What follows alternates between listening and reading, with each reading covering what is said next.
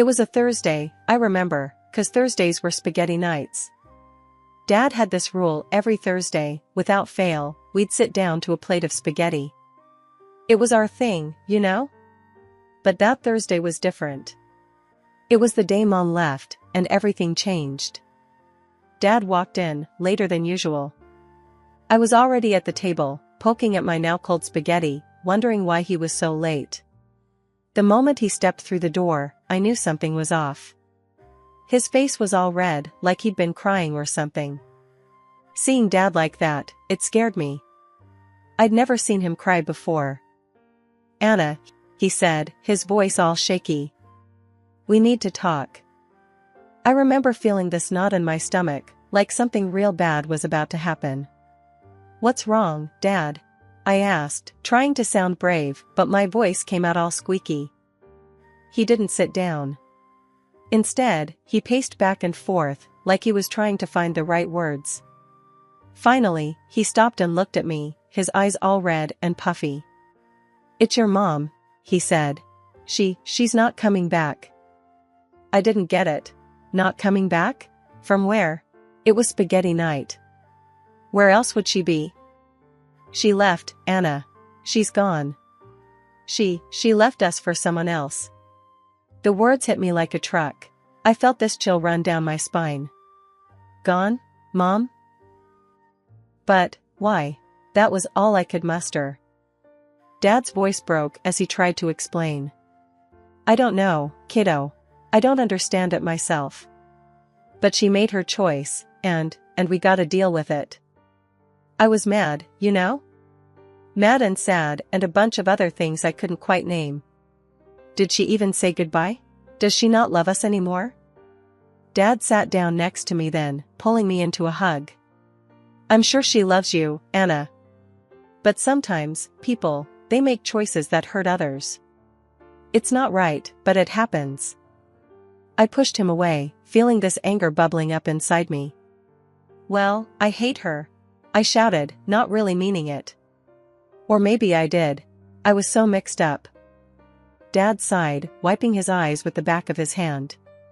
"I know, kiddo. It's okay to be mad. But we'll get through this. Together." The rest of the evening was a blur. I didn't eat my spaghetti. How could I? Spaghetti night was ruined, along with everything else.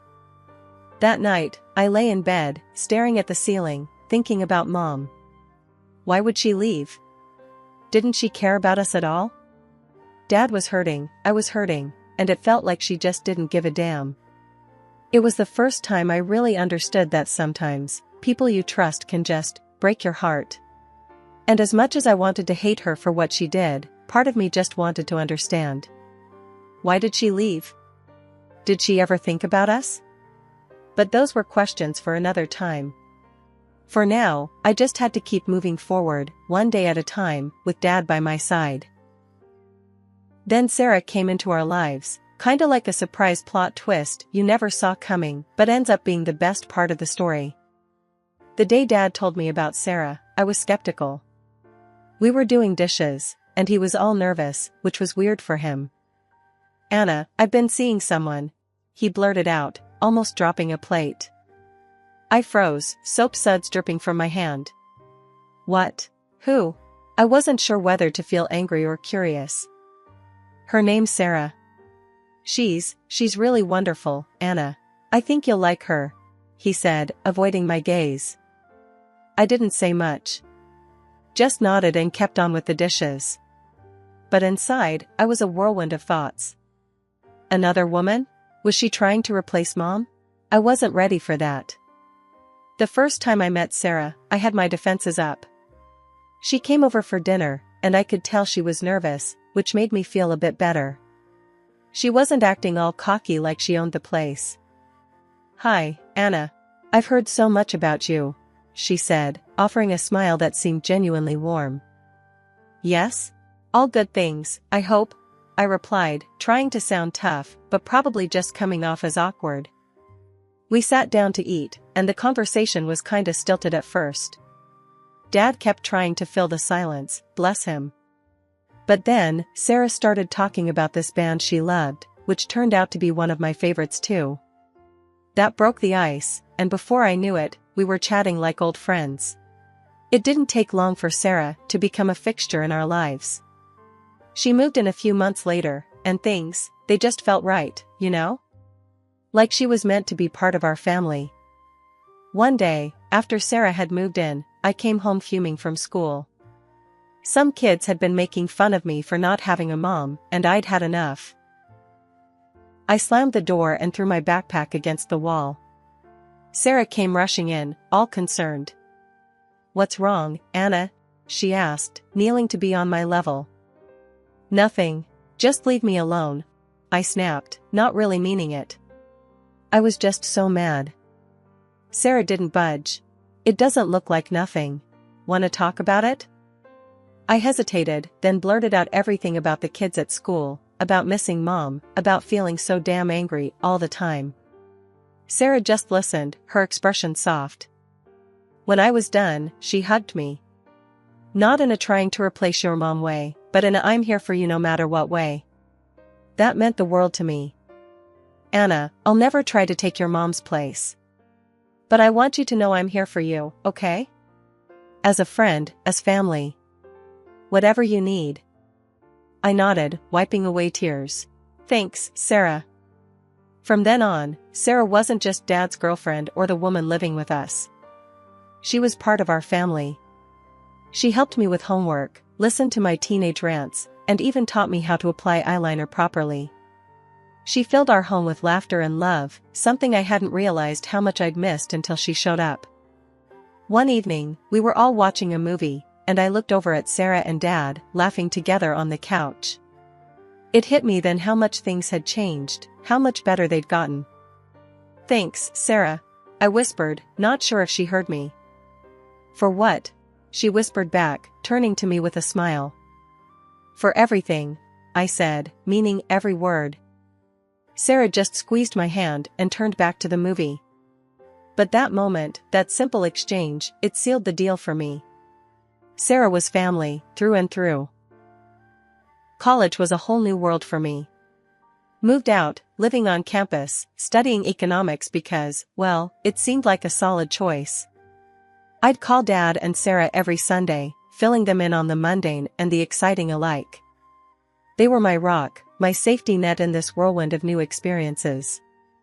One evening, I was cramming for midterms with my roommate, Jenna, when my phone rang. Seeing Dad's ID, I figured it was their usual check-in. "Hey, Dad, what's up?" I answered, trying to keep the stress out of my voice. But it wasn't Dad. It was Sarah, and her voice was all wrong. "Anna, you need to come home. It's your dad. He had a heart attack." My world stopped. "What? Is he okay? Tell me he's okay, Sarah." She was silent for a moment too long. "He didn't make it, Anna." "I'm so sorry." The phone nearly slipped from my hand. Jenna looked up, her face full of concern as she caught the tail end of the conversation. "Dad's gone," I managed to choke out before everything went blurry. The next few days were a blur of tears, travel, and terrible coffee. The funeral felt surreal, like I was watching someone else's life fall apart. Dad was gone. Just like that. No warnings, no goodbyes. After, when the crowds of sympathetic faces had dwindled, Sarah and I found ourselves sitting in the living room, surrounded by the silence of the house. "I can't believe he's gone," I whispered, the words feeling like lead on my tongue. Sarah wrapped an arm around me. "I know, kiddo. I know. It's going to be tough, but we'll get through this. Together." "How, Sarah? How do we do this without him?" The tears were coming again, a relentless tide. "We remember him. We keep living, because that's what he would have wanted. And we take care of each other." It was tough, going back to college. Part of me wanted to drop out, come home, and never leave Sarah alone in that big, empty house. But another part of me knew that was the last thing Dad would have wanted. "Go back, Anna," Sarah had said when I broached the subject. "Finish what you started. Make your dad proud." "But what about you?" I asked, feeling torn. I'll be fine. And I'll be here when you come back. Always. So, I went back. Jenna, bless her, had turned our dorm room into a fortress of comfort by the time I returned. She didn't say much, just hugged me tight and let me be. It was exactly what I needed. Classes were a struggle. My concentration was shot, my motivation at an all-time low. I remember sitting in a lecture, staring blankly at the professor, words washing over me like a foreign language. After class, my professor, Dr. Henderson, pulled me aside. "Anna, is everything all right? Your participation has dropped significantly." I shrugged, the weight of grief making it hard to articulate my feelings. "It's my dad. He passed away." Dr. Henderson's expression softened.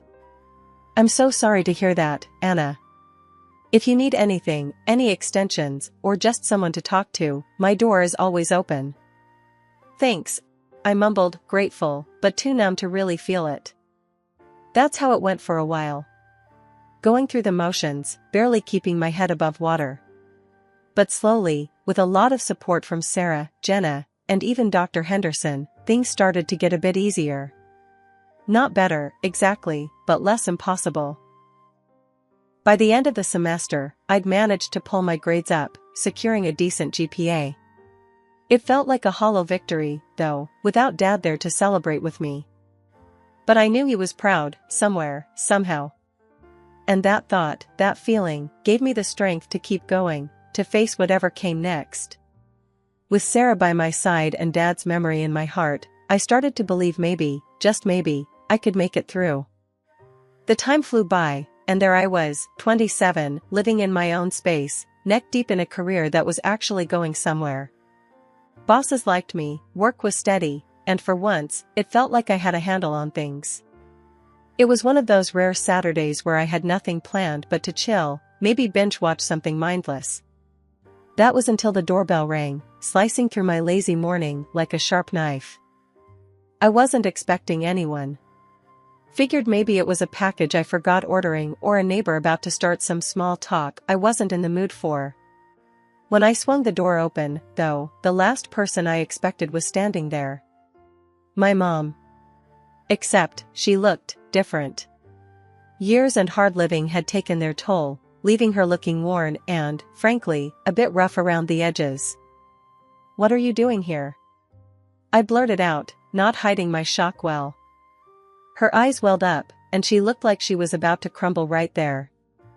"I wanted to see you, Anna. It's been too long." Too long was an understatement. Years of silence, and suddenly she pops up? Mixed feelings were an understatement. Why now, after all this time? My voice had an edge, and I wasn't about to soften it for her sake. She wiped at her eyes, taking a shaky breath. "I've always wanted to fix things between us. Your dad and Sarah, they wouldn't let me get close." That made me frown. "Come on, you expect me to buy that? Why didn't you reach out when I turned 18? I wasn't under their thumb then." Her excuse was ready, rehearsed maybe. "I was sick, Anna. Really sick. It took me a long time to get better. And when I finally did, I knew I had to try to connect with you, no matter how late it was." The conversation was like wading through mud, awkward and messy. Part of me wanted to slam the door in her face, but another part, a part one wasn't ready to admit existed, wanted to hear her out. Maybe it was curiosity, maybe something else. We talked, if you could call it that. More like danced around the years of silence, each of us tiptoeing around the minefield that was our relationship. Then, without warning, she said she had to go. Just like that, she turned and left, leaving me with a storm of thoughts and not a single answer that made sense. The door clicked shut behind her, and I was left standing there, feeling a weird mix of anger, sadness, and a dozen other things I couldn't put a name to. She had her chance to explain, and all I got were excuses. Still, her visit cracked something open, something I thought I had buried a long time ago. After Mom's unexpected drop-in, my head was a mess, buzzing with a million thoughts and not one clear answer. I needed some grounding, some clarity. There was only one person who could offer that, Sarah. So, I found myself driving over to her place, the one she'd moved into after Dad passed. It was a cozy little house, filled with warmth and memories, a stark contrast to the confusion I was feeling. I knocked on the door, and Sarah answered with her usual welcoming smile. But it faltered a bit when she saw my face. "Anna, what's wrong?" she asked, ushering me in. I didn't even know where to start. "Mom showed up at my place today," I blurted out as soon as we sat down in her living room, a cup of tea in front of each of us. Sarah's eyebrows shot up. "Your mom? After all these years?" "Yes, and she had a lot to say. Mostly excuses." I took a sip of my tea, finding it hard to look at her. "What did she say?" Sarah's voice was calm, but I could tell she was bracing herself. "She claimed that you and Dad kept her away from me. That she was sick and couldn't reach out until now." The words felt bitter, recounting Mom's version of events. Sarah shook her head, a look of disbelief crossing her face. "Anna, that's not true. You know that. Your dad and I never stopped her from reaching out to you. She made her choices." I knew that, deep down, but hearing Mom's story had stirred up doubts. I guess part of me wanted to believe there was a good reason for her leaving. Sarah reached over, squeezing my hand. "It's natural to want to find some good in her reasons, but you can't let her rewrite the past. You know what happened." "Yeah, I do." I sighed, feeling a bit foolish. "She also said she was sick." "We never knew if she was," Sarah said gently. "But even if she was, it doesn't change the years of silence, Anna. It doesn't excuse everything." The clarity I was seeking started to seep through the fog of emotions. Sarah always had that effect, a way of making things make sense. She also mentioned wanting to start over, to have some sort of relationship. Sarah's expression turned cautious. "Anna, people don't change overnight. If you decide to let her back into your life, be careful. Protect yourself." Her words were a warning, a reminder of the pain that had taken so long to heal. I don't even know if I want her in my life. Today, just, through me. Whatever you decide, I'm here for you. Just, remember who she was, and who she's been all these years. Sarah's advice was like a lighthouse, guiding me through stormy seas. "I will." "Thanks, Sarah." I meant it. Her perspective was invaluable, a tether to reality when I felt adrift. After Mom started dropping by more often, it was kinda nice at first, catching up, feeling out this whole mother-daughter vibe we'd never really had. But then, the vibe shifted. Suddenly, it wasn't just coffee and chit-chat. She started hinting at needing cash, first for this doctor's bill, then for that rehab thing she said was for her illness recovery. Each time, laying it on thick with the lovey-dovey stuff, something I wasn't used to from her. Despite Sarah's earlier warnings ringing in my ears, I found myself unable to say no. Maybe it was the guilt, or maybe I was just starved for that maternal affection I'd missed out on. But then she hit me with a real doozy. Out of the blue, she's like, "I found this perfect apartment right next to yours. Wouldn't it be great to be neighbors?" And I'm thinking, sure, sounds nice, until she drops the bombshell. She wants me to foot the bill. The whole year's rent, up front, adding up to a cool 24 grand. I choked on my coffee. "You what? That's a lot of money, Mom." She didn't miss a beat, playing the hurt card like a pro.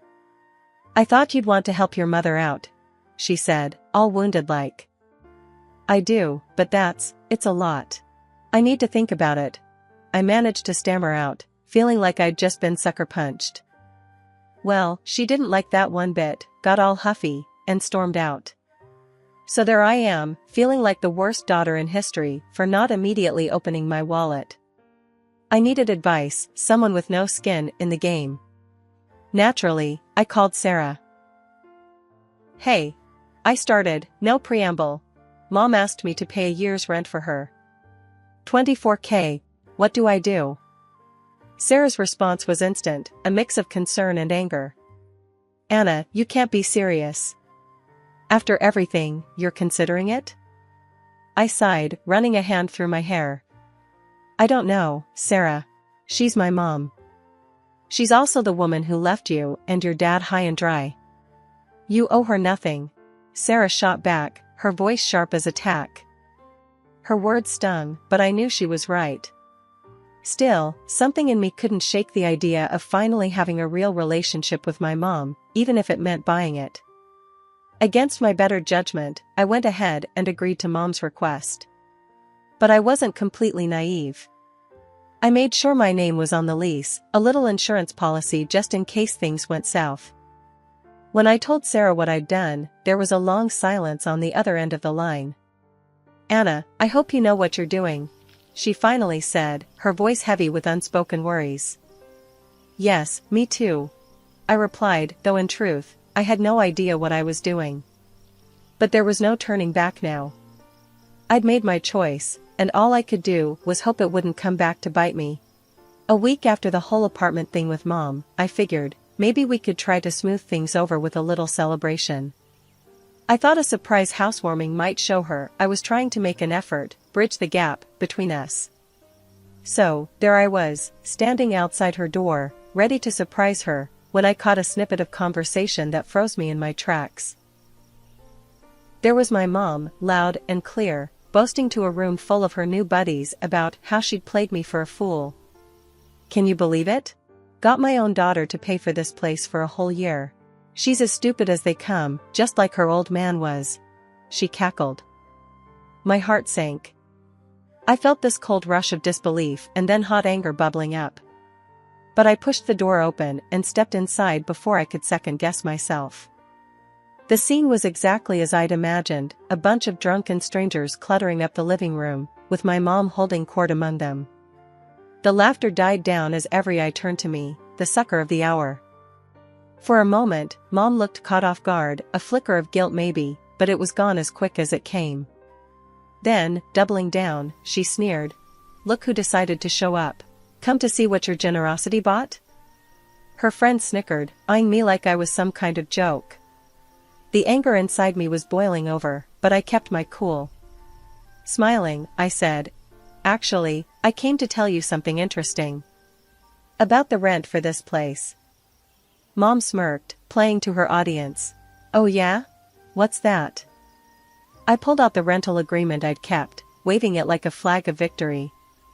See, I only paid for a month. Not a year. You could have heard a pin drop.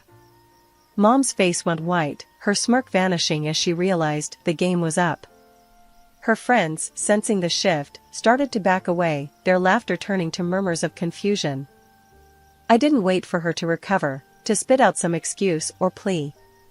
I just turned on my heel and walked out, leaving her to her mess, both literal and metaphorical. As I walked away, her outraged screams followed me, but they didn't touch me. Not anymore. I felt lighter somehow, like I'd finally shaken off a weight I'd been carrying without even realizing it. After the whole mess with the apartment and catching Mom in her true colors, I went straight to Sarah's. Needed someone who could make sense of this circus. Before I could even get a word in, Mom shows up out of nowhere, all fire and brimstone, threatening to sue me for every penny I had. Wanted me to support her for life, as if the years of neglect could just be erased with a paycheck. Sarah, she just laughed. Not a happy laugh, but one of those I can't believe this laughs. You're gonna sue? Really? She wasn't even mad, just amazed at the audacity. Mom was on a tear, shouting about rights and money until Sarah, cool as ever, pulled out this stack of papers from a drawer. You mean these rights? She says, waving the documents that spelled out how Mom had ditched her parental duties ages ago. Mom's face when she saw those papers? It was like someone had flipped a switch. From fiery to deflated in a second flat. Fast forward 2 weeks, and word gets around that Mom's been kicked out of the apartment. Apparently, she tried to pull a fast one, refusing to leave, and they had to call the cops to drag her out. She showed up at my place next, pounding on the door, making all sorts of threats and pleas through the wood. But I was done. Completely over it. I yelled back, clear enough so she'd hear. Knock it off, or I'm calling the cops. Guess that got through to her because she took off. Haven't seen hide nor hair of her since. Sitting there, after she'd scampered away, it hit me. I was finally free. Not just from her threats and manipulations, but from the weight of her expectations, her disappointments. For the first time in a long while, I felt like I could breathe easy,